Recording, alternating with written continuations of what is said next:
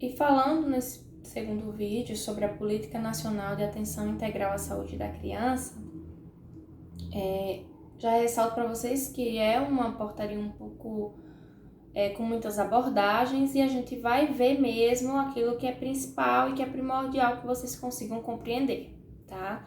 Então, considerando o artigo 227 da Constituição Federal de 88, que vem trazendo que é um dever da família, da sociedade e do Estado assegurar tanto à criança como ao adolescente e ao jovem saúde, educação, liberdade, profissionalização, lazer, cultura, respeito e alimentação, é que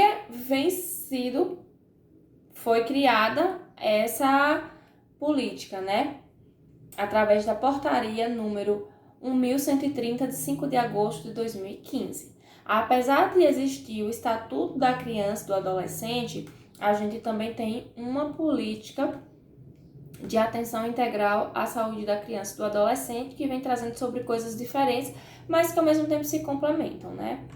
Então, dentro dessa portaria, os objetivos, ela tem por objetivo promover e proteger a saúde da criança e o aleitamento materno. Olha só, eu até fiz uma perguntinha para vocês.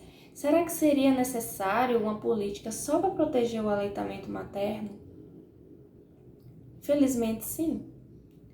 Porque, mas se a mãe quiser amamentar ou não, é a questão dela, certo? Porém, existem outras influências que podem fazer com que ocorra ou não o aleitamento materno e que seja de forma correta ou não.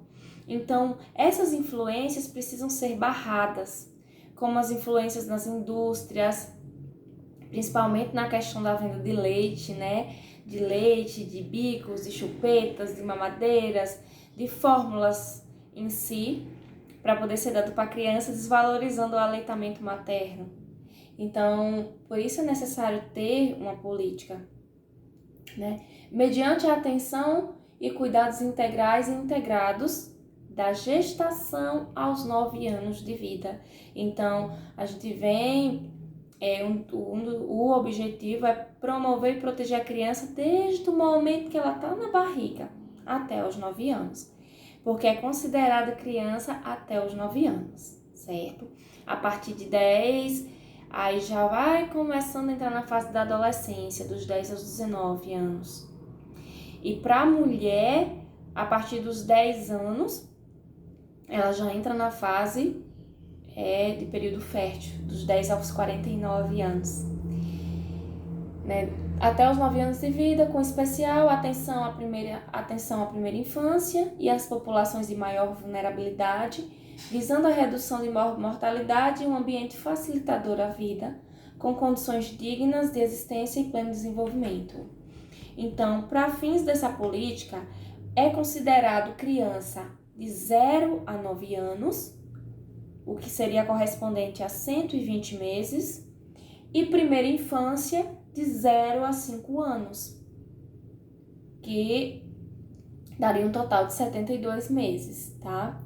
Mas para fins de atendimento dentro dos serviços de pediatria no SUS, o serviço de pediatria também vai contemplar criança e adolescente até 15 anos, certo? Não vai existir uma ala pediátrica e uma ala para adolescente. O adolescente até os 15 anos, ele vai ficar ali na ala pediátrica normalmente, como se fosse uma criança, mas para fins de internação ou serviço de pediatria até os 15 anos, ele vai ficar ali, vai ser assistido por essa política, tá?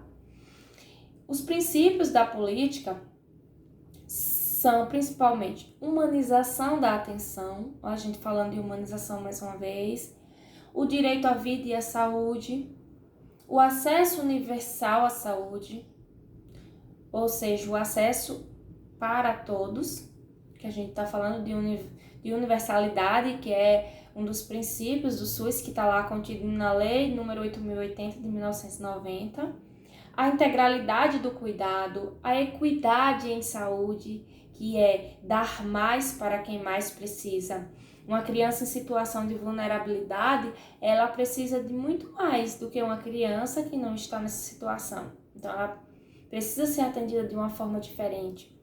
A gestão participativa e o controle social, o ambiente facilitador à vida e prioridade absoluta da criança, certo? As diretrizes, dentro das diretrizes, a gente tem a gestão interfederativa das ações de saúde da criança, a organização das ações dos serviços dentro da rede, a promoção da saúde, o fomento à autonomia do cuidado e da corresponsabilidade da família, ou seja, os profissionais de saúde precisam estar o tempo inteiro instigando para que isso seja feito, né? Para que a família também se sinta responsável pelo cuidado dessa criança. A qualificação da força de trabalho do SUS, os profissionais precisam ser qualificados o tempo inteiro para poder atender da melhor forma essa criança. O planejamento, o desenvolvimento das ações, o incentivo à pesquisa e à produção do conhecimento, o monitoramento e a avaliação dessas ações, porque não adianta só fazer e não ver se realmente está funcionando, e a questão da intersetorialidade. A intersetorialidade diz respeito à questão de termos vários setores trabalhando para promover e proteger a saúde dessa criança, como os setores da assistência social, como o CRAS, como o CREAS. Esses setores também iriam entrar para trabalhar em conjunto, certo? Na política, nós temos alguns eixos estratégicos da saúde da criança e do adolescente, que versa sobre uma atenção humanizada e qualificada, tanto à gestação como ao parto e ao nascimento, e essa atenção humanizada se estende ao recém-nascido. Um aleitamento materno e uma alimentação complementar saudável, feita da forma adequada, né? A promoção e o acompanhamento do crescimento e do desenvolvimento integral. Isso vocês vão ver lá na parte clínica, que é a puericultura, que a gente chama no serviço de saúde, que a criança vai visitar o posto de saúde, geralmente mensalmente ou a cada 2 meses, e a partir daquilo nós vamos fazer, vamos pesar, vamos ver o tamanho da criança, vamos ver se ela está desenvolvendo bem ou não. Então, dentro desse processo de acompanhamento, nós acabamos vendo tudo isso. É preciso também que seja feita uma atenção integral a crianças que tenham agravos prevalentes na infância, com doenças crônicas. Existe outro eixo que fala sobre a criança em situação de violência, prevenção de acidentes, sobre a criança com deficiência, situação específica, e a vigilância também de prevenção do óbito infantil, fetal e materno. Todos esses são eixos estratégicos da saúde da criança e do adolescente. E aí nós vamos falar um pouquinho sobre cada eixo traz, né, que é um eixo estratégico. Inicialmente, a gente vai falar sobre as ações estratégicas dentro do eixo da atenção humanizada e qualificada à gestação, ao parto, ao nascimento e ao recém-nascido. O primeiro tópico desse eixo fala sobre a prevenção da transmissão vertical do HIV e da sífilis. A transmissão vertical é a transmissão no momento do parto, né? Então, é necessário que tenha todo um cuidado com a mulher e com o bebê também. Tanto que a mulher, no momento que ela vai para a maternidade, ela tem que levar os testes que ela fez de sífilis e de HIV. E lá também ela precisa fazer o teste para poder parir. Por quê? Se for descoberto que essa mulher tem sífilis ou tem HIV, então o parto vai ser feito de uma forma diferente, para evitar a contaminação, tá certo? A atenção humanizada e qualificada no momento do nascimento, também com a capacitação dos profissionais de enfermagem, os profissionais médicos, para prevenção da asfixia neonatal, e também a capacitação das parteiras tradicionais, que nós ainda temos algumas no nosso país, certo? A atenção humanizada ao recém-nascido, prematuro e de baixo peso, com a utilização do método canguru. Vocês vão ouvir falar um pouco desse método canguru na saúde da criança, mas eu adianto para vocês que é um método utilizado para crianças com baixo peso, mas que não correm tanto risco. Geralmente elas ficam numa parte do hospital e as mães ficam ali com elas 24 horas, elas não são privadas da companhia da mãe.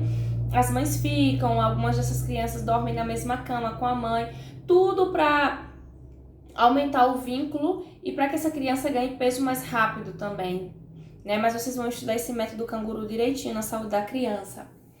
A qualificação da atenção neonatal na rede de saúde materna, com várias unidades, né, de internação, ou unidades de terapia intensiva, seja neonatal, seja de cuidado intermediário convencional, né, ou de cuidado intermediário neonatal canguru. Então, é preciso ter a qualificação dessa atenção neonatal na rede. E agora, nós vamos falar um pouco sobre os eixos, as ações estratégicas do eixo do aleitamento materno e da alimentação complementar saudável. Nessas ações estratégicas, para que dê certo o aleitamento materno e a alimentação complementar saudável, nós temos a iniciativa do Hospital Amigo da Criança, né? O Hospital Amigo da Criança, ele precisa cumprir uma série de requisitos que são mandados pelo Ministério da Saúde, e ele cumprindo esses requisitos, ele vai receber o selo de Hospital Amigo da Criança e vai receber um investimento do âmbito federal, para que ele consiga continuar com as suas ações. Acho que aqui em Petrolina, o Hospital Dom Malan é amigo da criança, se eu não me engano, viu? Temos também nas ações estratégicas a Estratégia Nacional para a Promoção do Aleitamento Materno e a Alimentação Complementar Saudável no SUS. Essa Estratégia Nacional para a Promoção do Aleitamento Materno são através de propagandas, panfletos, é feita uma educação o tempo inteiro, mostrando informação de por que o aleitamento materno é importante, né? Porque a alimentação complementar saudável também é importante. Então, tudo isso é feito através de várias propagandas e informações que serão prestadas pelos profissionais de saúde. A mulher trabalhadora que amamenta, ela precisa ser orientada, porque ela tem direito de continuar amamentando o filho vai ser levado lá no trabalho dela e ela tem direito a determinados minutos para poder amamentar o bebê. Então, não é porque ela trabalha que ela vai precisar parar de amamentar ou vai amamentar só quando chegar em casa. Alguém pode ir levar o bebê até o trabalho e lá no trabalho ela vai ter um ambiente para que ela possa fazer a amamentação. Outra coisa, outra ação, a Rede Brasileira de Bancos de Leite Humano, que é muito importante, né? Porque tem algumas mulheres que não conseguem produzir o leite e tem outras que produzem muito leite. Então, é importante que haja essa doação e que haja essa organização através de uma rede, porque aí a mãe que precisar desse leite, ela já consegue pegar nessa rede de banco, nessa rede de leite, né? A implementação da norma brasileira de comercialização de alimentos para crianças lactentes, crianças de primeira infância, bico, chupeta e mamadeira. Então, existe uma lei que fala que fórmulas como leite em pó ou esses leites de caixinha, mamadeira, bico, elas não podem estar em um local muito visível, afixados como promoção dentro do supermercado, para não influenciar a compra, né? Para não influenciar a compra, uma vez que não existe necessidade da criança fazer uso desse tipo de fórmula. Então, já existe uma lei para isso. A mobilização social em aleitamento materno também é uma das ações estratégicas desse eixo. Indo para o eixo de promoção e acompanhamento do crescimento e desenvolvimento, nós temos já outras ações estratégicas. Primeiro, o objetivo é promover e acompanhar o crescimento e o desenvolvimento integral. Então, existe a disponibilização da caderneta de saúde da criança. É um caderninho que recebe no momento da vacinação ou desde quando a criança nasce. E nesse caderninho ali vai preencher as vacinas e vai preencher outros dados, tá? Só mostrando aqui para vocês. A caderneta é assim, a cadernetinha de saúde da criança. Essa aqui tá escrito assim, menino. Mas não tem diferença entre uma e outra, né? Mas aqui, ó. Tem vários dados bem certinho. A primeira identificação, o endereço, se mudou de endereço. Aí aqui vem falando da importância do registro civil, dos direitos do pai, dos direitos da criança, os cuidados com o umbigo, outros cuidados com a pele do bebê. Falando sobre a questão da amamentação do bebê, ó, amamentando o bebê. Como tornar a amamentação tranquila e prazerosa. Vem falando da questão da ordenha. Como prevenir problemas na amamentação. Aí aqui também fala sobre os passos para uma alimentação saudável para criança de menor de 10 anos e para criança de 2 a 10 anos. Fala sobre suplementação de ferro, de vitamina A. E sobre esse acompanhamento, que era o que eu queria falar para vocês também. Dizendo o que é natural que o bebê faça até os 2 meses de idade. Ele pisca o olho, ele se mexe quando ouve alguém chamar pelo seu nome. O bebê já consegue fazer besourinho. O bebê fica com o pescoço durinho. Então, essas coisas são avaliadas, né? Com a questão do crescimento e do desenvolvimento. Então, tudo que você vai vendo, se você percebeu alguma alteração, aí tem a questão das vacinas, tem aqui o calendário vacinal, que vem trazendo quais as vacinas precisam ser dadas e quando. Fala dos dentes, da saúde bucal, da saúde do ouvido, do olhinho, né? E falando de cada cuidado, o que deve ser feito em cada fase da criança. E isso fica na mão dos pais. E nessa aqui também, ó, vai ter dados sobre a gravidez, o parto e o puerpério, falando da mãe, se ela fez o pré-natal, se ela fez os exames que precisam ser feitos. Você que já teve bebê sabe, né, que precisam ser feitos alguns exames, feito algumas vacinas também. Depois tem os dados do recém-nascido e tem algumas outras curvas que vão acompanhando o crescimento e desenvolvimento. Nós temos aqui, ó, a folha de registro das medidas antropométricas, onde a gente coloca o peso, coloca a idade, coloca o tamanho, né, a estatura, o perímetro cefálico, que é a questão da circunferência da cabeça também, que é algo muito importante, principalmente agora que está acontecendo, que é algo novo para nós, né, a microcefalia por conta do Zika vírus. Aí temos assim, ó, o gráfico, para que seja marcado no gráfico. E que no final, a gente tem o registro de vacinação. Aqui, ó. O registro de vacinação é onde vai ser colocado aqui todas as vacinas. Vai ser colocado no sistema também, mas vai ficar aqui.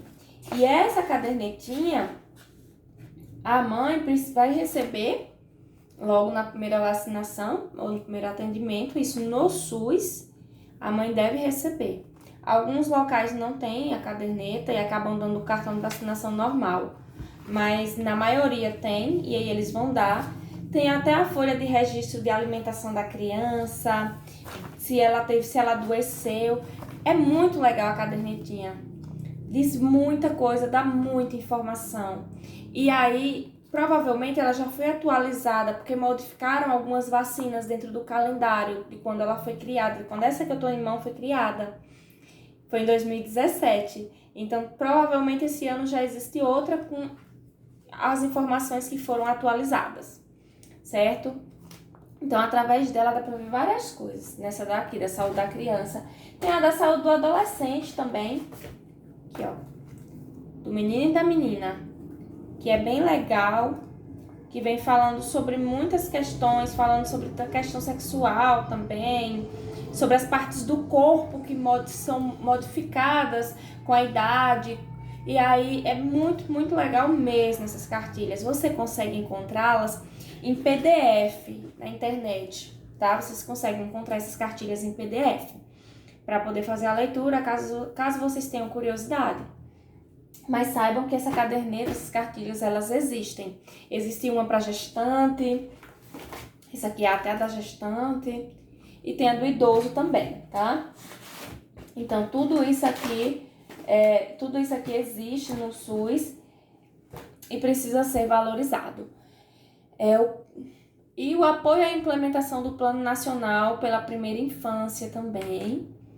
E temos agora outras ações estratégicas no eixo de atenção integral a crianças, agora crianças com agravos prevalentes da infância e com doenças crônicas, né? Que são diabetes, problemas cardiovasculares, hipertensão, pasmem, mas tem muita criança com hipertensão, tem muita criança com diabetes também, né? Crianças que estão num grau de obesidade e acabam desenvolvendo outras doenças. Então, nessas ações estratégicas, nós temos a atenção integrada às doenças prevalentes da infância, que a gente chama de IDP. É um protocolo e nesse protocolo tem algumas ações que a gente precisa executar diante da doença que a criança tem. Uma suposição, diarreia. A criança com diarreia no grau 1, no grau 2, ela vai ter um atendimento diferente porque está lá no protocolo. Você não vai decorar nada disso. Isso aí está no protocolo e são coisas que você vai aprendendo e vai validando com a prática, tá certo? A construção de diretrizes de atenção e linhas de cuidado e o fomento da atenção e da internação domiciliar também.